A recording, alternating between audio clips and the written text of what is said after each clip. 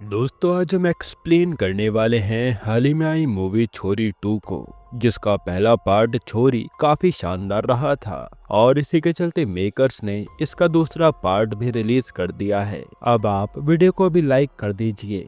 हम चलिए कहानी शुरू करते हैं। तो मूवी की शुरुआत होती है उसी छोरी 1 गांव से, जिसको हमने पहले पार्ट में देखा था, जहां रात के काले घने साये में एक छोटी बच्ची अपनी मां को ढूंढते हुए खेतों में चली जाती है। और जैसे वो एक कुएं के पास पहुंचती है, तभी उस कुएं में से कुछ भयानक आत्माएं बाहर निकलती हैं और उस बच्ची को घसीटते हुए कुएं में ले जा लेती हैं। यही सीन कट होता है, जिसके बाद हम देखते हैं साक्षी को, जिसने उस मायावी गांव को छोड़कर शहर में रहना शुरू कर दिया था, जहां वो अपनी 7 साल की बेटी शानी के साथ समर नाम के पुलिस वाले के घर में रहती है। लेकिन समर साक्षी से किराया नहीं लेता था और अब इसी शहर में साक्षी ने एक स्कूल में टीचर की जॉब भी ले ली थी। हालांकि हमें पता चलता है कि साक्षी अपनी बेटी को स्कूल में पढ़ा नहीं पा रही थी। वो आज प्रिंसिपल के पास आकर उनसे रिक्वेस्ट भी करती है कि क्या मैं अपनी बेटी को घर से पढ़ा सकती हूँ, ताकि उसे रोज स्कूल आना न पड़े।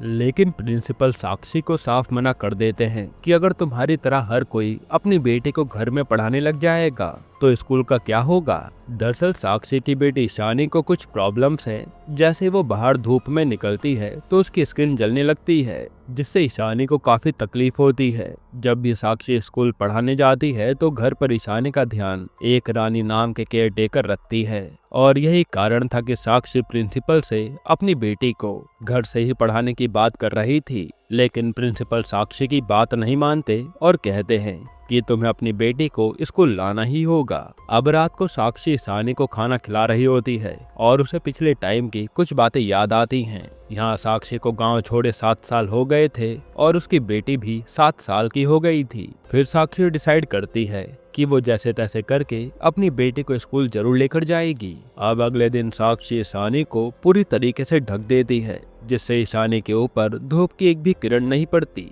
और ये आइडिया काम कर जाता है। ईशानी को धूप से कोई दिक्कत भी नहीं होती।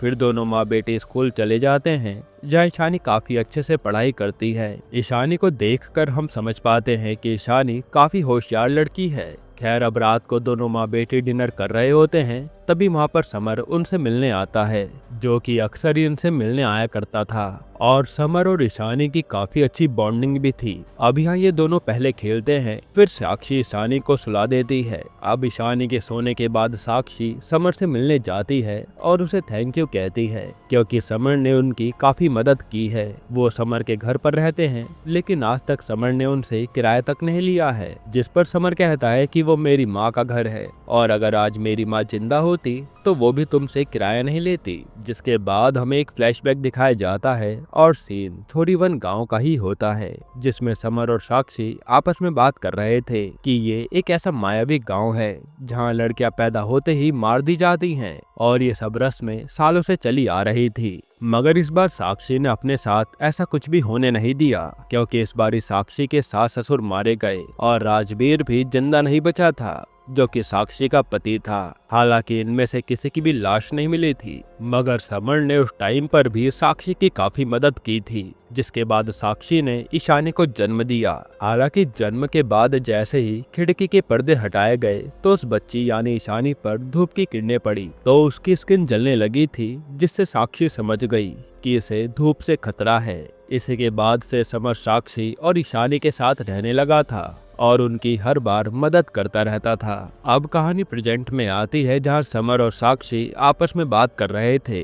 वहीं दूसरी तरफ ईशानी घर पर अकेली होती है। दरअसल केयरटेकर रानी कमरे के बाहर आराम कर रही थी, तभी ईशानी को अपने कमरे में एक काली आत्मा दिखती है और जब वो उसके पास जाती है तब वो आत्मा ईशानी को अपने वश में कर लेती है। जिसके बाद ईशानी चुपचाप बाहर जाने लगती है। तभी रानी देखती है कि ईशानी किसी के साथ बाहर जा रही है। तब रानी भी उसके पीछे पीछे जाने लगती है और जैसे ईशानी और रानी घर से बाहर निकलती हैं तो कुछ लोग आकर उन्हें किडनैप कर लेते हैं। वही जब साक्षी घर पहुंचती है तो उसे घर पर कोई भी नहीं दिखता और घर के सभी दरवाजे खुले हुए थे। ये देखकर साक्षी काफी डर जाती है और समर को कॉल करके बुलाती है। अब समर अपनी पुलिस फोर्स को ईशानी को ढूंढने के काम में लगा देता है और हर जगह पर नाकाबंदी बैठा दी जाती है। वहीं साक्षी ये सोच कर डर रही थी कि कहीं अगर ईशानी सुबह तक नहीं मिली और धूप की किरणें उस पर पड़ गई तो उसका काफी बुरा हाल हो जाएगा और वो सरवाइव नहीं कर पाएगी।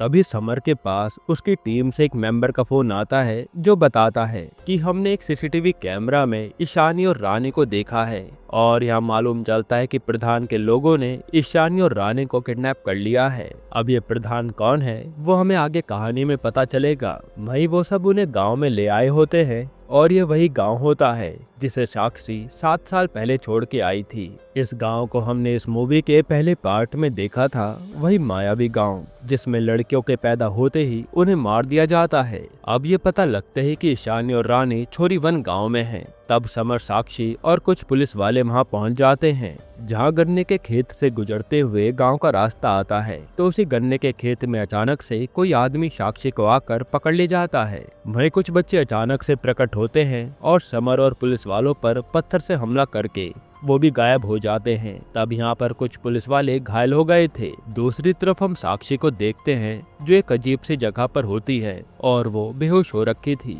फिर जैसे उसे होश आता है तो वो अपने सामने राजवीर को देखती है जिसे देखकर वो चौंक जाती है क्योंकि पहले पार्ट में हमें दिखाया गया था कि राजवीर मर चुका है, लेकिन राजवीर तो अभी भी जिंदा होता है। शायद यही कारण था कि उसके परिवार की लाश नहीं मिली थी क्योंकि राजवीर मरा नहीं था। तभी राजवीर के सामने गांव का सरपंच भी खड़ा होता है जो कि राजवीर से कहता है कि अगर प्रधान ने इस बच्ची यानी ईशानी को एक्सेप्ट कर लिया तो हमारे गांव में दोबारा से हरियाली आ जाएगी क्योंकि इस बच्ची के पास कुछ ताकतें हैं। इसी कारण से ये धूप में नहीं निकल सकती और 3 दिन बाद उस बच्ची को प्रधान के सामने समर्पित करना है। तब तक के लिए उसे तैयार करना होगा और उसी दिन इस औरत यानी साक्षी को भी मार दिया जाएगा। अब ये सारी चीजें सुनकर साक्षी काफी डर जाती है और वो सोच में पड़ जाती है कि वो अब करे क्या। दूसरी तरफ समर और उसकी टीम को खेतों में कुछ भी नहीं मिलता और रात होने के कारण वो वहां से चले जाते हैं। उधर साक्षी को भी एक काल कोठरी में बंद कर दिया जाता है। वहीं ईशानी को भी एक काल कोठरी में रखा गया था। तभी ईशानी के पास एक सहानी नाम का लड़का आता है जो खुद को लड़का बता रहा था, लेकिन वो लड़की था। यहाँ सहानी ईशानी को काढ़ा पीने के लिए कह रही थी मगर ईशानी काढ़े को नहीं पीती। फिर हम साक्षी को देखते हैं जो कि उसी काल कोठरी से निकलने की कोशिश कर रही थी, लेकिन उसे कहीं से भी रास्ता नहीं मिल रहा था। तभी काल कोठरी के बाहर एक औरत आती है जिसे सब लोग दासी माँ कहते हैं और यहाँ हमें पता चलता है कि ये प्रधान की बीवी है और अब दासी माँ प्रधान के लिए दूसरी दासी तैयार कर रही है जो कि और कोई नहीं बल्कि साक्षी की बेटी ईशानी है। क्योंकि दासी माँ की तरह ही ईशानी के पास भी कुछ ताकतें हैं, इसलिए दासी माँ पहले ईशानी को महिला बनाने में लगी हुई है। इसके बाद हम राजवीर और सरपंच को देखते हैं जो कि खेत में होते हैं।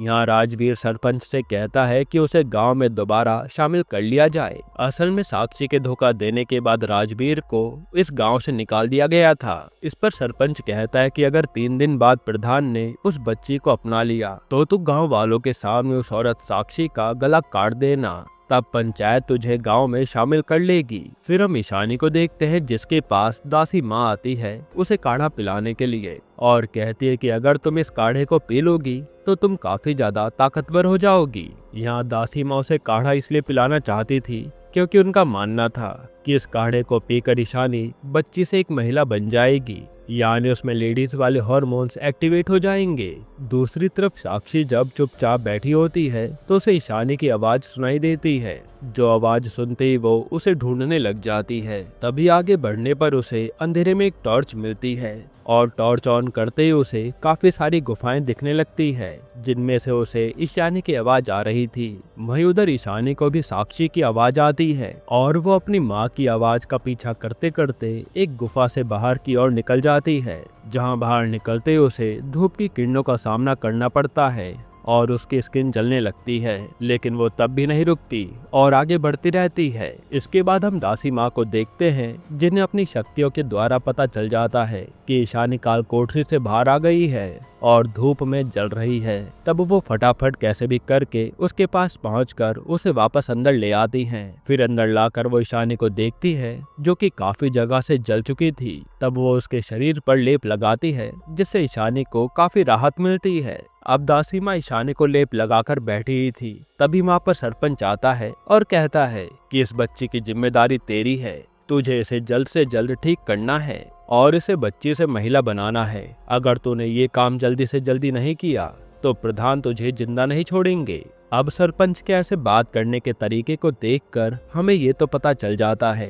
कि दासी माँ के इस गांव में कोई भी इज्जत नहीं है। भले ही उस पर कितनी भी शक्तियाँ क्यों ना हो, लेकिन कोई भी उससे तमीज से बात नहीं करता। तब सरपंच के जवाब में दासी माँ कहती है कि तुम उसकी चिंता मत करो, मैं अपने तरीके से काम कर रही हूँ और ये बच्ची जल्द से जल्द महिला बन जाएगी। जिसके बाद हम समर को देखते हैं जो कि अभी भी खेतों में तहकीकात कर रहा होता है और तभी उसे खेत के बीचों बीच एक कुआं दिखता है। उसके साथ एक कांस्टेबल भी था जिसे वो कहता है कि मैं कुएं के अंदर जा रहा हूँ और कल शाम तक अगर मैं कुएं से बाहर नहीं निकला तो पूरी पुलिस फोर्स को यहाँ इंक्वायरी करने के लिए भेज देना। ये कहकर वो अंदर चला जाता है। दूसरी तरफ ईशानी दासी माँ से बात कर रही होती है और उन्हें कहती है कि मुझे आप एक कहानी सुनाओ ना। जिस पर दासी माँ उसे कहानी सुनाने लगती है कि एक बहुत बड़ा राजकुमार था जो कि किसी ऐसी लड़की से शादी करना चाहता था जो काफी ज्यादा ताकतवर हो, और अगर राजकुमार किसी ऐसी लड़की से शादी कर ले जो धूप में जलने लगती है तो उस लड़की के पंख लग जाते हैं। दासी माँ बताती है कि मैं भी धूप में बाहर नहीं निकल सकती और अब मेरे पास भी ताकत है। जिस पर ईशानी पूछती है कि अगर राजकुमार ने मुझे पसंद कर लिया तो क्या मेरे भी पंख लग जाएंगे। तब दासी माँ कहते कि हाँ जरूर, मगर उससे पहले तुम्हें खुद को प्रधान के सामने समर्पित करना होगा। तब ईशानी खुद को समर्पित करने के लिए मान जाती है।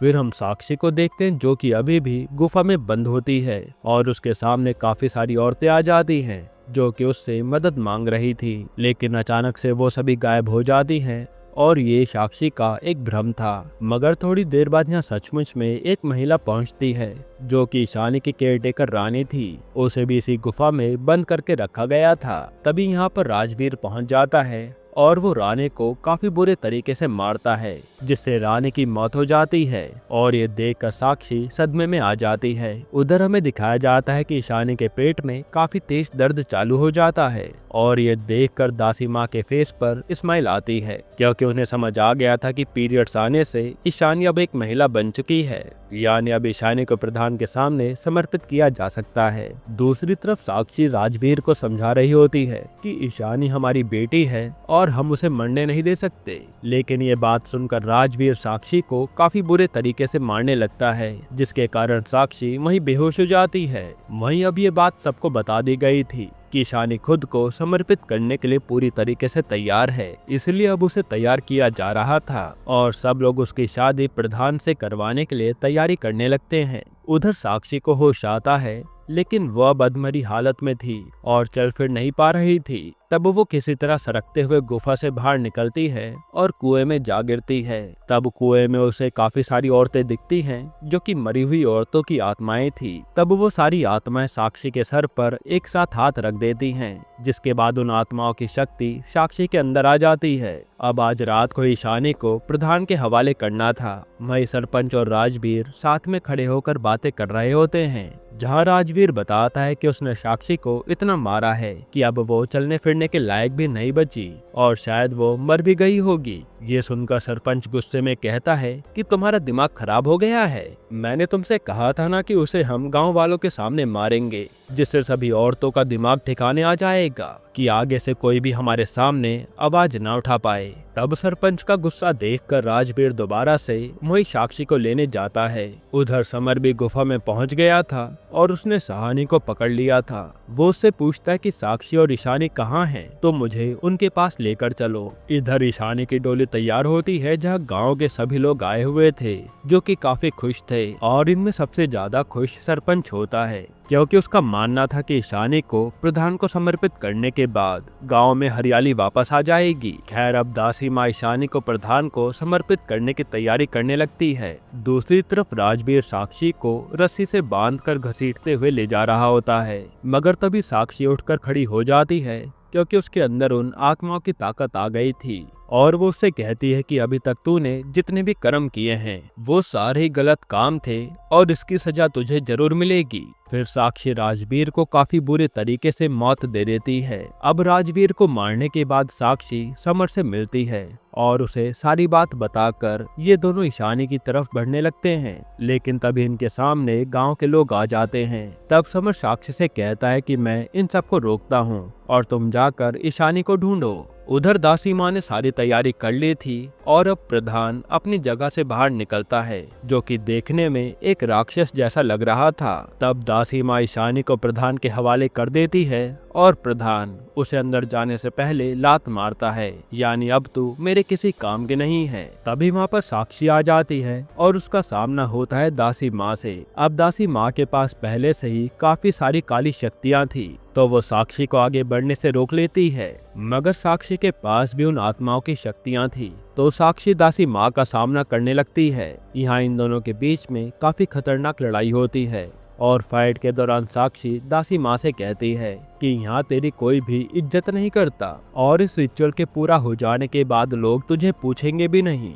जिसके बाद साक्षी दासी माँ को काफी बुरी तरीके से मारती है और अंदर चली जाती है। फिर अंदर जाने पर उसे कोई भी नहीं दिखता, मगर उसे ईशानी दिख जाती है, जिसे एक बक्से में बंद कर रखा था। तब वो ईशानी को उस बक्से से बाहर निकालती है और फिर उस राक्षस जैसे दिखने वाले प्रधान से लड़ाई करती है। अब यहाँ प्रधान के पास भी काफी काली शक्तियाँ थी, तो वो साक्षी पर भारी पड़ रहा था। तभी यहाँ पर एक दूसरी काली शक्ति आ जाती है और साक्षी का साथ देने लगती है, जो कि कोई और नहीं दासी माँ ही थी।